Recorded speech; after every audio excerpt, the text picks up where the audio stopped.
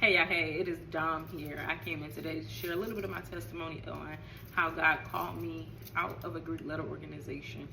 This is the second take of this video. I got almost to the end and the video cut, but we know that sometimes when you're doing things and you're using your voice, you're speaking up, there comes some opposition sometimes. So I'm gonna do this again because I felt the release of the Lord to share this at this time. So November 2015, I joined a Greek letter organization.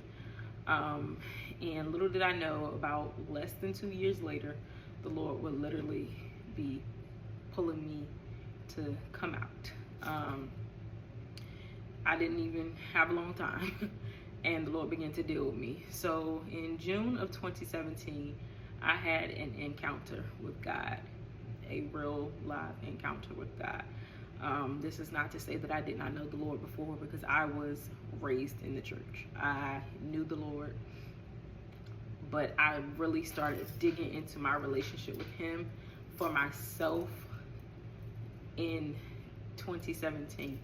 And this was like the night prior to that encounter at the altar. I literally remember sitting in my room, sitting on my bed, reading my Bible, and then I had went into prayer time, and I just wept before the Lord, and I began to just ask Him, to reveal Himself to me. I just told Him that I was, tired of just kind of going through the motions in my faith. I felt like I was in a very uncomfortable position. I was growing in my faith. I was really, fairly new to walking out this relationship thing with Him for myself. Yes, I had told Him I just wanted to know Him for myself. Like, I no longer wanted to do the whole play. I know Him for my grandma, for my mama, and everybody else. I wanted to know Him for myself.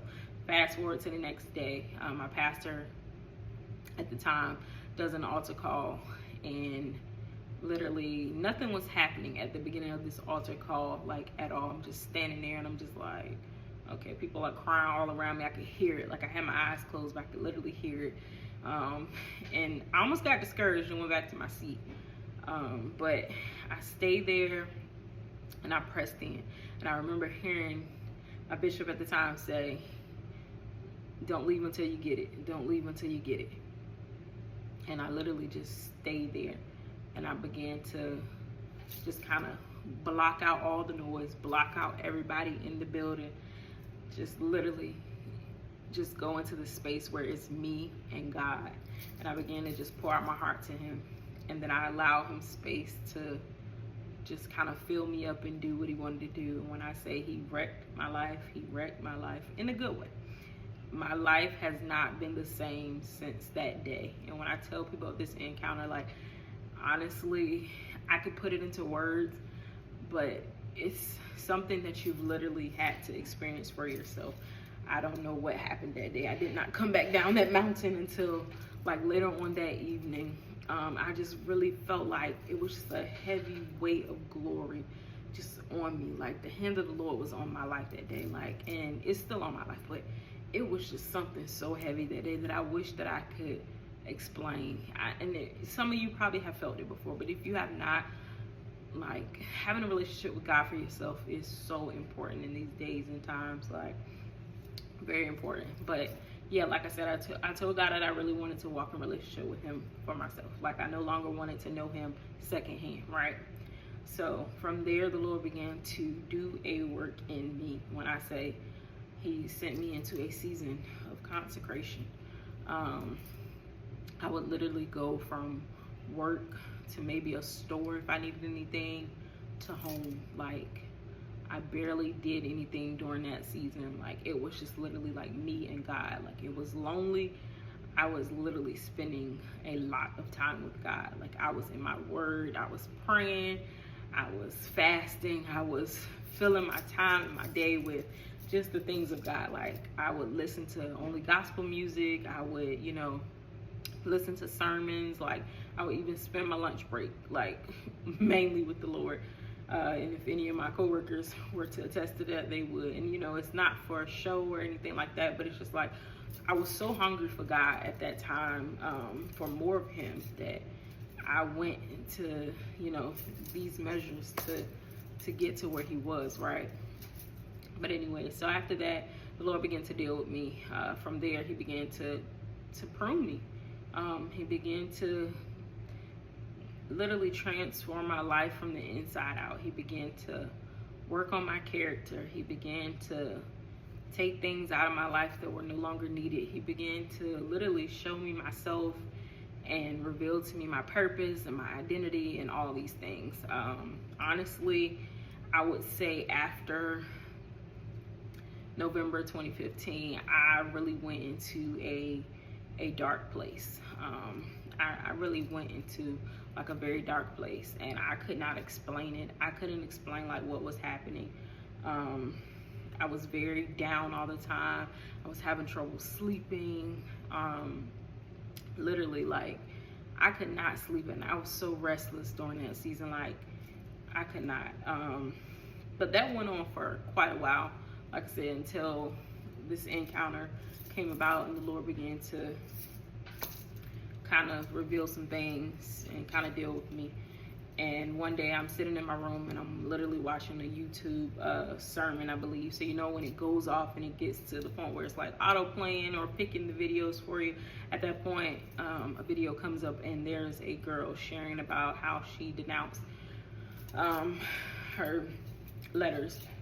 And I was just like, that's interesting. Like, you know, I just thought nothing of it at the time. I wasn't really trying to hear it. I was just like, Lord, you know, this is something that I've prayed about. Like, this is something that I've wanted my whole life. And like, why would you do that? I honestly had got so upset with God at one point because I was like, God, I prayed throughout this whole time. Like, I asked you, like, you know, God, is this for me? Because I didn't want to be outside of the will of God. I prayed and I never felt like, you know, any type of conviction. I never felt any type of anything saying no. Honestly, I was upset about it. Like, I was just like, God, you could have just, you know, let me avoid that whole thing and just, you know, told me no from the jump. But he even then, like, slapped me on the back of my neck. You know how God does, slap you on the back of your neck with a shoe, right? And he, like, let me know, like, I allowed you to go in so that you can pull them out. And I literally was just like, oh my gosh, like, Lord, like, you let me go in because you knew that you would give me this instruction to come out. And you knew that one day you would literally have me sharing with other women and calling people out of darkness, and not just out of Greek letter organizations. There's so much more, you know, that I could share about, you know, that I'll share more testimonies about over time, that I know that the Lord has me positioned to help women, like, come out of. And he's even, like, giving me, you know, the ministry name and assignment for that, like, you know. And I have a Facebook group for that. It is called The Caged Woman Unleashed, because the Lord literally wants me to go in and snatch them out of darkness. And like I said, it's not just Greek life, it's anything that you're in. Like, I'm all about breakthrough, healing, and deliverance, baby. I know what God has walked me through. I know the personal encounters I've had with him. I know the things he has shared with me, the things he's shown me on the journey. I know how he's removed the scales from my eyes, and there is nothing that anybody can do to take away this testimony from me, and I will not be silent. So I gave God that yes, that I will no longer be silent and sit on this testimony. Like I said, like, I spent so many years in disobedience following that, right?